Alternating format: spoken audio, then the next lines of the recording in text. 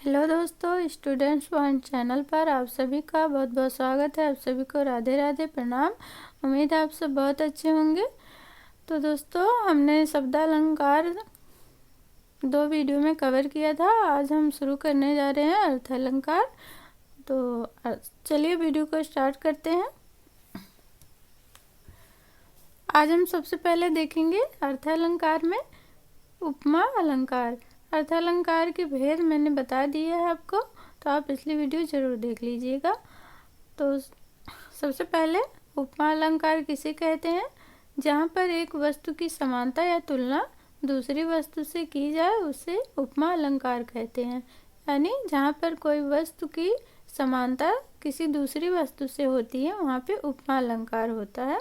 तो यहाँ पे समानता होती है। अब इसके अवयव या अंग है, जैसे उपमा अलंकार में है उपमेय होता है, उपमान, सादृश्यवाचक शब्द होते हैं, समान धर्म होते हैं। तो ये 4 तत्व होते हैं उपमा अलंकार में। अब उपमेय किसे कहते हैं? उपमेय जिसकी उपमा दी जाती है उसे उपमेय कहते हैं। उपमान जिससे उपमा दी जाए उसे उपमान कहते हैं। उपमेय जिसकी उपमा दी जाए और उपमान जिससे उपमा दी जाए तो उसे उपमान कहेंगे। सादृश्यवाचक शब्द यानी समानता का बोध कराने वाले, यानी जैसे है सा, ऐसा, जैसा, ज्यों, सदृश या समान। तो ये सादृश्यवाचक शब्द होते हैं। और समान धर्म होता है उपमेय व उपमान में पाया जाने वाला उभयनिष्ठ गुण, यानी जो उपमेय और उपमान में जो दोनों में गुण पाया जाता है उसे ही समान धर्म कहते हैं। अब हम उदाहरण देखेंगे। उदाहरण है मुख चंद्र सा सुंदर है। तो मुख जो है चंद्रमा के समान सुंदर है। तो यहाँ पे उपमा अलंकार, क्योंकि यहाँ पे समानता की जा रही है मुख की चंद्रमा से, इसलिए यहाँ पे उपमा अलंकार है। अब इसमें उपमेय क्या है? मुख। उपमेय क्या होता है? जिसकी उपमा दी जाती है। तो यहाँ पे मुख की उपमा जो है चंद्रमा से दी जा रही है, इसलिए यहाँ पे उपमेय है, मुख है, और उपमान जो है चंद्र है। क्योंकि उपमान क्या होता है? जिससे उपमा दी जाती है। तो यहाँ पे चंद्रमा से उपमा दी जा रही है मुख की, इसलिए चंद्र जो है उपमान है। और साधारण धर्म इसमें सुंदरता है। और सादृश्यवाचक शब्द क्या है? सा। तो यह सादृश्यवाचक शब्द है।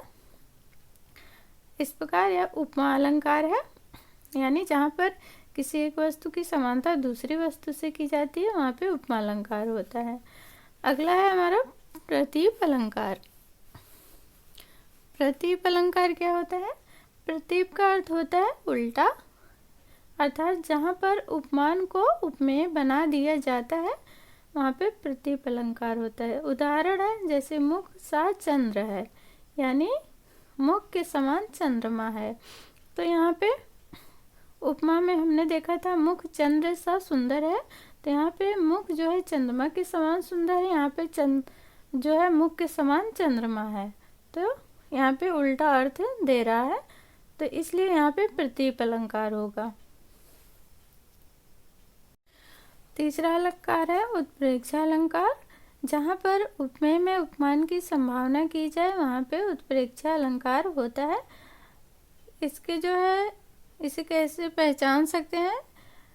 इसमें आता है मानो, मनो, मनो, जानो, जनो, जनो। तो यह जो है इससे हम पहचान सकते हैं कि यह उत्प्रेक्षा अलंकार है। तो जहाँ पर इनमें से कोई शब्द आ जाए तो आप जान जाएंगे कि वहाँ पे उत्प्रेक्षा अलंकार है। उदाहरण है जैसे सोहत ओढ़े पीत पट श्याम सलोने गात मनो नीलमणि शैल पर आतप प्रभात। तो यहाँ पे मनो है, यहाँ पे मनो आया है। इस तरह हम पहचान पाएंगे कि यहाँ पे उत्प्रेक्षा अलंकार है। तो जहाँ पर जिस भी काव्य में या दोहे में आपको यहाँ इनमें से कोई शब्द दिखाई दे तो वहाँ पे उत्प्रेक्षा अलंकार होता है। अगला है हमारा रूपक अलंकार। रूपक अलंकार किसे कहेंगे? रूपक अलंकार वह होता है जिसमें उपमेय और उपमान के बीच कोई अंतर नहीं होता, या जहाँ पर उपमेय और उपमान के बीच अंतर को समाप्त करके उन्हें एक समान कर दिया जाता है। यानी उपमेय और उपमान में कोई अंतर नहीं रह जाता, वहाँ पे रूपक अलंकार होता है। जैसे मैया मैं तो चंद्र खिलौना ले हाँ, तो यहाँ पे जो है बालक है तो वो अपनी मैया से बोल रहे हैं कि चंद्र खिलौना, यहाँ पे चंद्रमा के समान नहीं, चंद्रमा को ही खिलौना कह रहे हैं, इसलिए यहाँ पे रूपक अलंकार हो रहा है। चरण कमल बंदो हरिराय दूसरा उदाहरण है कि जो है चरण कमल, तो जो चरण है वो कमल के समान नहीं बल्कि चरण जो है कमल ही है, तो इसलिए यहाँ पे रूपक अलंकार हो रहा है। तो रूपक अलंकार वह होता है जहाँ पर उपमेय और उपमान के बीच कोई अंतर नहीं होता और या फिर उनके अंतर को समाप्त करके उन्हें एक समान कर दिया जाता है, तो वहाँ पे रूपक अलंकार होता है। तो दोस्तों आज हम ये 4 ही अलंकार कवर करेंगे, तो आज के लिए इतना ही। अगली वीडियो में हम अनन्वय अलंकार और मानवीकरण और जो बचे हुए अलंकार उन्हें देखेंगे। तो आज के लिए इतना ही। अगर वीडियो पसंद आई हो तो लाइक, सब्सक्राइब और कमेंट जरूर कीजिए, और ताकि जब भी मैं वीडियो अपलोड करूं तो आप सब तक पहुंच जाए। तो मिलते हैं अगली वीडियो में। सभी को राधे राधे।